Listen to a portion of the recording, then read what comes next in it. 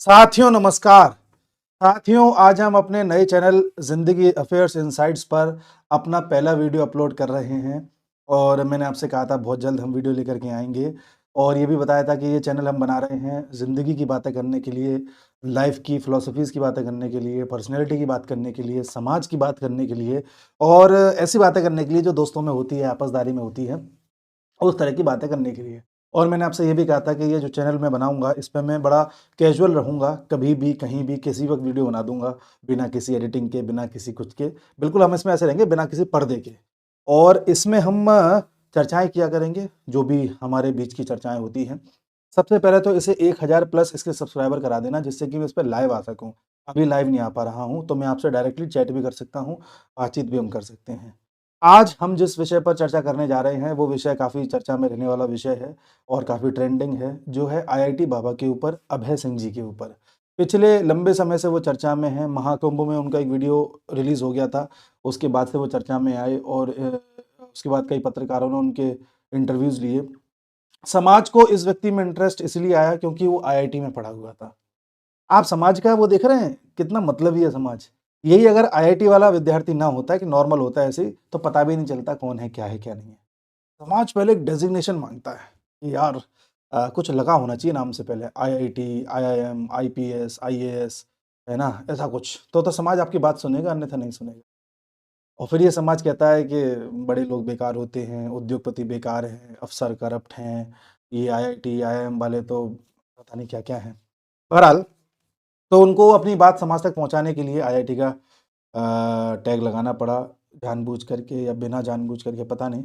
आज हम चर्चा करेंगे कि कुछ लोग ये जानना चाहते हैं कि वो पागल है, कुछ लोग ये जानना चाहते हैं क्या वो बहुत ज्ञानी है, या कुछ लोग ये जानना चाहते हैं कि वो फ्रॉड है। लेकिन जानना हर कोई चाहता है। जब समाज जानने की चेष्टा करे या हर वक़्त समाज ये कोशिश में लगा रहे कि कैसे भी मैं इस इंसान पर एक टैग लगा दूँ, तो समझ जाओ कि समाज जजमेंटल अवस्था में है। समाज हमेशा से ही जजमेंटल रहा है। अभी भी सबकी जद्दोजहद बस यही है कि कैसे भी इस इंसान का कन्फर्मेशन मिल जाए कि ये फ्रॉड है या नहीं है। क्यों? क्यों चाहिए ये कन्फर्मेशन? आप तो किसी को भी फ्रॉड या किसी को भी भगवान बना सकते हैं। आपसे मेरा मतलब है आप, हम या समाज। समाज अगर ये चाह ले ना कि इसको भगवान बनाना है, तो बना देता है। समाज अगर ये चाह ले कि इसे मिट्टी में मिलाना है, तो मिला देता है। नज़रों में, मैं ये नहीं कह रहा कि भौतिक रूप से। आप किसी से अगर खुश हो जाएँ, तो किसी की एक छोटी-सी बात पर उसे गले लगा लें, उसे अपना भाई बना लें, बंधु बना लें और किसी के बारे में सोच लें कि मुझे इसे पसंद ही नहीं करना, तो आप ज़रा-सी बात पे उससे दुश्मनी पाल लें। तो जजमेंटल होना कोई बहुत बड़ी बात नहीं है। इस दुनिया में कई ऐसे लोग हैं जो लोगों के लिए भगवान हैं और कई लोग ऐसे लोग हैं जो विलेन हैं। तो समाज या हम सबको प्रयास ये करना चाहिए कि हमें जजमेंटल नहीं होना चाहिए। मोर और लेस हम सब जजमेंटल होते ही हैं। ये हमारा स्वरूप है। हम बिना जजमेंटल हुए काम नहीं चला सकते। अगर हम ये जजमेंटल नहीं होंगे कि ये चीज़ खाने की है या नहीं है, तो तुम कुछ भी खा लेंगे। अगर हम ये जजमेंटल नहीं होंगे कि ये आदमी से बात करने योग्य है कि नहीं है, तो तुम किसी को भी अपना बना लेंगे।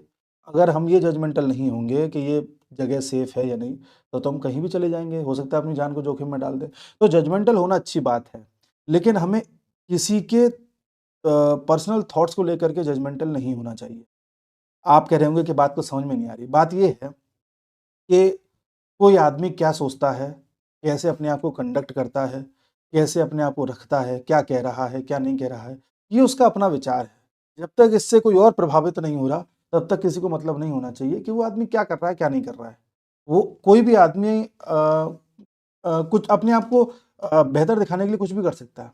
आपको पता है इस मार्केट में, इस दुनिया में कई ऐसे फ्रॉड लोग हैं, जो मीठी-मीठी बातें करके अपने आप को इतना अच्छा पेश करते हैं कि ऐसा लगता है कि इनसे अच्छा कोई हो ही नहीं सकता।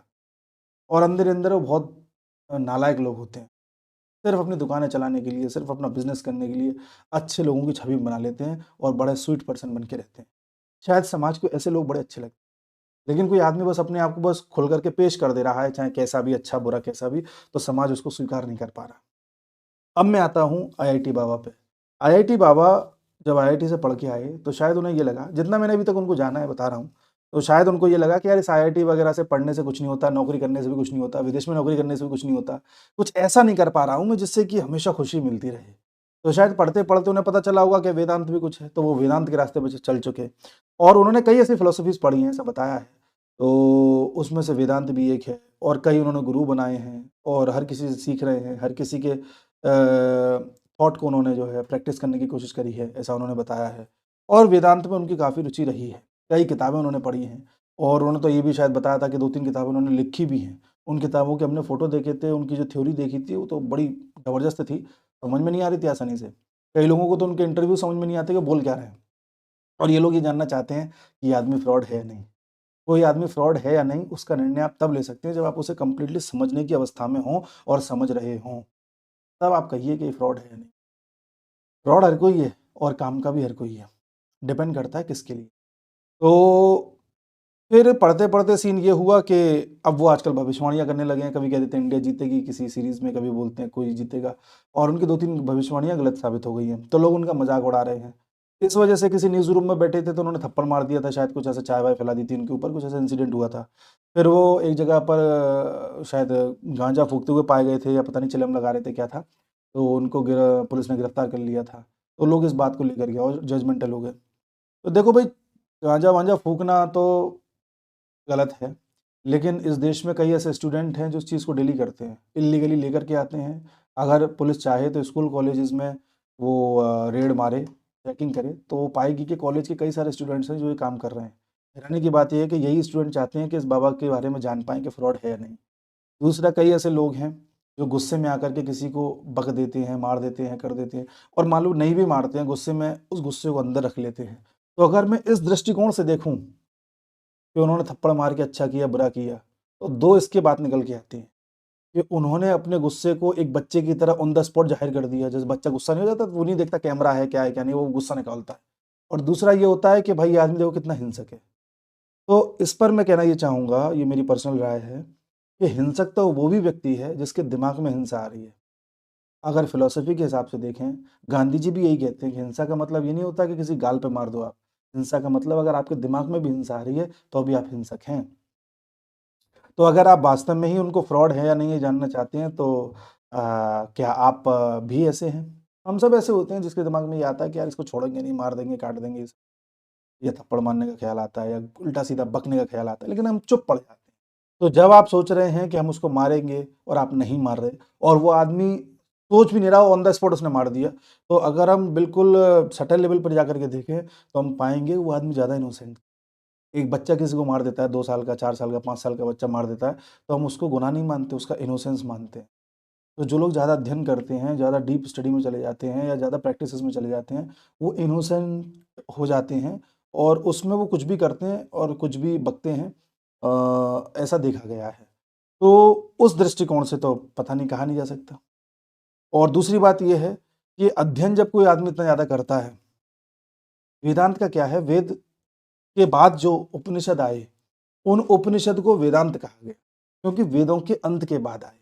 उपनिषद क्या होते हैं? उपनिषद वो होते हैं जो गुरु अपने शिष्य को मौखिक शिक्षा देता है और मौखिक रूप से ही फिर आगे प्रसार की जाती है, उसका कहीं लिखित वर्जन नहीं होता। उपनिषद का मतलब ये होता है गुरु के पास बैठ करके शिक्षा ग्रहण करना। तो उपनिषद की जो टीचिंग्स हैं, जो उनकी फिलॉसफी है, उसे वेदांत कहा गया है और वेदांत का सबसे ज़्यादा प्रचार प्रसार किया था आदि शंकराचार्य ने। और उस फिलॉसफी को जब भी कोई पढ़ता है तो वो आदमी ये जान पाता है कि जीवन का असली उद्देश्य क्या है।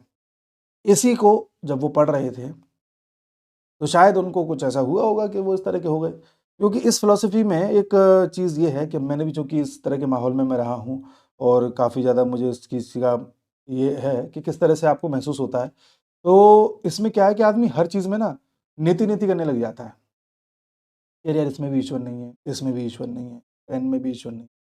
अरे यार देखो मैं इसके बारे में उल्टा सोच रहा हूँ। आदमी खुद को साक्षी भाव से देखने लग जाता है। आदमी हर चीज़ में रीज़निंग करने लगता है, रैशनलिज़्म अपना लेता है और उसके सामने कोई आदमी अगर मर रहा हो, मतलब कोई इसके घर में डेथ हो गई है, कुछ हो गया है, तो वो आदमी उस पे शो करने के बजाय रीज़निंग करता है। यार क्या है, बॉडी ही तो है, तेरा आत्मा तो अमर है, आत्मा तो निकल गई, शोक कैसा करना? ऐसा करते-करते आदमी इस कदर थॉट प्रोसेस से हो जाता है कि वो काफ़ी हद तक कहें कि ज्ञान तो वो प्राप्त कर ही लेता है, इन्फॉर्मेशन उसके पास आ ही जाती है, लेकिन एक अजीब से दृष्टिकोण से दुनिया को देखने लगता है। ऐसी जगह पर ज़रूरत होती है गुरु की। जब गुरु नहीं होते, तो आदमी भटक जाता है।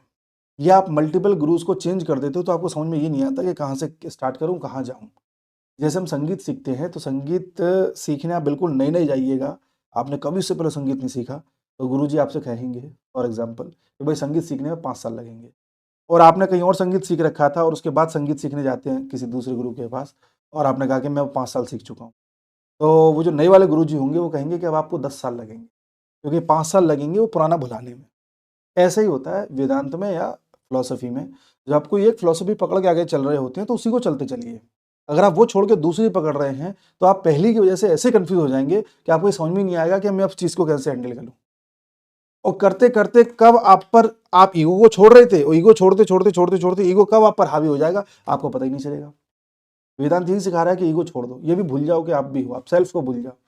आदमी सेल्फ को भूलते सेल्फ को ही पकड़ जाता है एकदम राउंड मार के। ये इसमें इसका एक नेगेटिव वर्जन है, पॉइंट ऑफ व्यू है। तो कुछ ज़िम्मेदारियाँ होती हैं, कुछ प्रैक्टिसेज़ होती हैं जिनके साथ आपको ये रास्ता फ़ॉलो करना पड़ता है। तो अगर आप ये जानना चाहें कि वो फ्रॉड है या नहीं है, जो कुछ भी है, तो वो तो मैं किसी पे नहीं कहूँगा, मेरी इतनी हैसियत नहीं है। लेकिन हाँ, ये मैं बता सकता हूँ कि जब आप ओवर ज्ञान अर्जित कर लेते हैं, तब आप ऐसे हो जाते हैं। अब या तो आदमी जानबूझ के हो जा रहा हो ऐसा, तो कुछ कहा नहीं जा सकता, या ओवर ज्ञान अर्जित करने के बाद आदमी ऐसा हो जाता है। अच्छा, इसके बाद भी जब आदमी को रियलाइज़ होता है कि यार मेरा ज्ञान मेरे मेरे आड़े आ रहा है। ज्ञान कैसे आड़े आता है ये भी देखिए। जब आदमी रीज़निंग कर के जान जाता है कि ये ईश्वर है, ये नहीं है, ये ईश्वर है, ये नहीं। ऐसे करके हर चीज़ में रीज़निंग कर रहा है, क्वेश्चन कर रहा है, अपने आप से क्वेश्चन कर रहा है कि देखो ये मेरे सामने एक थॉट आया, अरे ये तो थॉट था। अरे मेरा खाना खाने का मन कर रहा है, बहुत अच्छा खाना खाने का। अरे ये तो थॉट है। अ, अरे ये तो मेरा अपना था, ये तो मर गया। अरे तो बॉडी है। जब भी कोई एक थॉट हावी हो रहा हो, उस थॉट को ऑब्ज़र्व करने लग जाओ, वो थॉट गायब हो जाएगा, फीलिंग गायब हो जाएगी। ये वेदांत की प्रैक्टिस से आता है। अब होता क्या है कि जब आदमी वेदांत की प्रैक्टिस करता जाता है, यानी ज्ञान योग के ज़रिए आगे बढ़ता जाता है, ये ज्ञान योग है। तो ज्ञान योग के ज़रिए आगे बढ़ता जाता है, तो आदमी फिर ध्यान नहीं कर पाता। क्योंकि जब ध्यान में बैठेगा और उसका थोड़ा-सा भी ध्यान लगेगा, तुरंत उसे ख़्याल आएगा कि देखो ध्यान लग गया, और जैसे ही ध्यान पे ध्यान गया, तुरंत ध्यान चला जाता है। जैसे कोई थॉट आ रहा है, उस थॉट को आप वॉच करो, तो थॉट गायब हो जाएगा। ऐसे ही जब आपको ध्यान लग रहा है थोड़ा-सा और आपने उसे वॉच कर लिया, तो ध्यान गायब हो जाएगा। इस तरह से जो यात्रा ध्यान के ज़रिए प्राप्त की जाती है, उस यात्रा को ये ज्ञानी आदमी प्राप्त नहीं कर पाता, कदम-कदम पे विफल होता है। उस वजह से भी चिड़चिड़ा हो जाता है। That is also the reason. और अगला ये है इसमें कि सबसे बेस्ट वे होता है भक्ति करने का, ये ईश्वर को प्राप्त करने का, वो है भक्ति योग। जिसमें इनोसेंस चाहिए, जिसमें बस मेरा तो गिरधर गोपाल दूसरा ना कोई, हर तरफ कृष्ण ही कृष्ण दिख रहा है। आप बिल्कुल आप बिल्कुल ऐसे हो गए हैं कि आपको कुछ होश ही नहीं है। मीरा की तरह ज़हर भी पी जा रहे हैं। इतना इनोसेंस, वो भक्ति में पॉसिबल है। इसलिए गुरुजनों ने, ज्ञानियों ने बताया है कि सबसे ईज़ी है भक्ति मार्ग।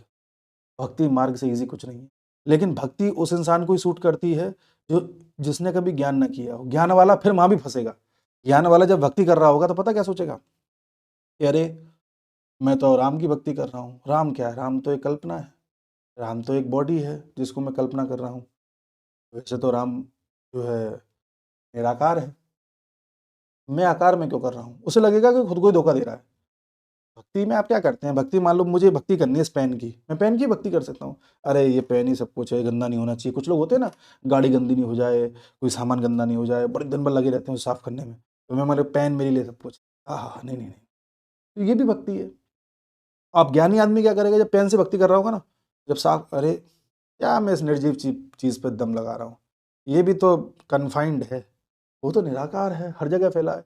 मैं उसे एक जगह क्यों समेट रहा हूँ? नहीं, ये तो मैं अपने साथ धोखा कर रहा हूँ। मैं इस पेन को ही सब कुछ मान रहा हूँ, ये तो धोखा हो रहा है। नहीं, नहीं, नहीं। तो वो खुद पे सेल्फ डाउट करने लग जाता है। वो ये भूल जाता है कि यही मार्ग है भैया, पहले तू इसे पकड़ फिर सबको पकड़ियो। उसे लगता है कि नहीं, नहीं, नहीं, मैं तो गलत कर रहा हूँ, कुछ गलत हो रहा है मेरे साथ। नहीं, नहीं, नहीं, नहीं, छोड़ दो, छोड़ दो, छोड़ दो। वो इसे भी छोड़ देता है। ये हो सकता है अभय सिंह के साथ हो रहा हो। आप समझ रहे हैं? तो दिक्कत ये है, वेदांत के ज़रिए हमें 4 मार्ग पता चलते हैं ईश्वर प्राप्ति के। ईश्वर प्राप्ति का मतलब होता है ध्यान लगा लेना, कॉन्सन्ट्रेशन, एकाकार, हर जगह एक ही चीज़ दिखाई दे। पहला राजयोग या ध्यान योग, जिसमें आप ध्यान के ज़रिए कॉन्सेंट्रेशन बढ़ाते हैं और पिन पॉइंट मेडिटेशन तक पहुंचते हैं। दूसरा होता है ज्ञान योग, जिसमें आप रीजनिंग करके ये भी ईश्वर नहीं है, ये भी ईश्वर नहीं है, ये भी ईश्वर नहीं है, ये लाश भी ईश्वर नहीं है, ये थॉट्स भी ईश्वर नहीं है, मैं भी ईश्वर नहीं हूँ, ये आकाश भी ईश्वर नहीं है, धरती भी ईश्वर नहीं है, ये दीवार भी ईश्वर नहीं है, ऐसे करते करते आदमी पहुंचता है रीजनिंग करता करता। और तीसरा होता है कर्म योग, जहाँ आदमी काम में इतना डूब जाता है कि उसे सुध बुध नहीं रहती किसी चीज़ की। जैसे एक साइंटिस्ट डूब जाता है, ये एक निष्काम कर्म योग करने वाला व्यक्ति डूब जाता है। तो कर्म योग के जरिए भी आप जो है प्राप्त कर सकते हैं, आप डूब जाइए। और चौथा होता है भक्ति योग, इसमें आप अपने ही इष्ट को हर जगह देखते हैं, उससे इतना प्रेम करते हैं कि आपको हर किसी में वही देखने को मिलता है, इससे भी एकाकार होता है। सबसे ईजी भक्ति योग पता है। तो ज्ञान योग का जो पालन करते हैं वो कई बार बैकफायर हो जाता है, जैसा शायद अभय सिंह के केस में हो। इसलिए फिर आदमी पागल हो जाता है, पागलपंतियों वाली हरकत। वो आदमी इनोसेंट बनना चाहता है, वो आदमी चीज़ों में खोना चाहता है, वो आदमी खुद को मिला देना चाहता है, और बार बार उसका ज्ञान आड़े आ जाता है। इसलिए आप अभय सिंह को देखोगे तो कभी तो बहुत ज़्यादा ज्ञान की बातें करते दिखाई देंगे, कभी पागलों से हरकत करते दिखाई देंगे। अभी टाइम लगेगा शायद उनको किसी एक अवस्था को पकड़ने में, जहाँ तक लगता है। आई एम नॉट श्योर, मैं फिर कह रहा हूँ मैं किसी के जीवन के बारे में बहुत कुछ नहीं जानता, उतना नहीं जानता हूँ जितना टीवी पे देखा है। या अभय सिंह तो मैं एक बहाना बता रहा हूँ, ऐसे कई लोग होते हैं, इन सब लोगों को आप अपने इर्द गिर्द देखना, किसी की डिग्री ज़्यादा होती है IIT बाबा की तरह, किसी की कम होती है। मोर और लेस कभी ऐसे आदमी मिले तो आप समझ जाना इसके साथ यही दिक्कत है। इसलिए आप भी कभी ईश्वर प्राप्ति के बारे में सोचें, आपको लगे कि यार मुझे अपने मुझे अपने जीवन के उद्देश्य को पूर्ति करनी है, तो कोशिश करिएगा भक्ति को अपनाएं, बेस्ट। इसलिए भक्ति को ज़्यादा लोगों ने सराहा है, और बहुत कम ऐसे लोग हुए हैं जिन्होंने ज्ञान के जरिए ईश्वर को पकड़ा, बहुत कम हुए। स्वामी विवेकानंद भी नहीं पकड़ पाए थे, तो हमें विवेकानंद भी रियलाइज नहीं। तो ये एक है, यही मैं आज चर्चा करने जा रहा था, और ऐसे हम चर्चा किया करेंगे। आप धीरे धीरे टॉपिक्स बताया करना, कमेंट किया करना, मैं उसी टॉपिक पर चर्चा किया करूँगा। और 1000 सब्सक्राइबर करवा देना, जिससे कि मैं लाइव चर्चा करूँ, और हम डेली लाइव आया करेंगे, किसी न किसी मुद्दे पर बातचीत किया, ठीक है ना। चलिए मिलते हैं अगले वीडियो में, तब तक के लिए नमस्कार।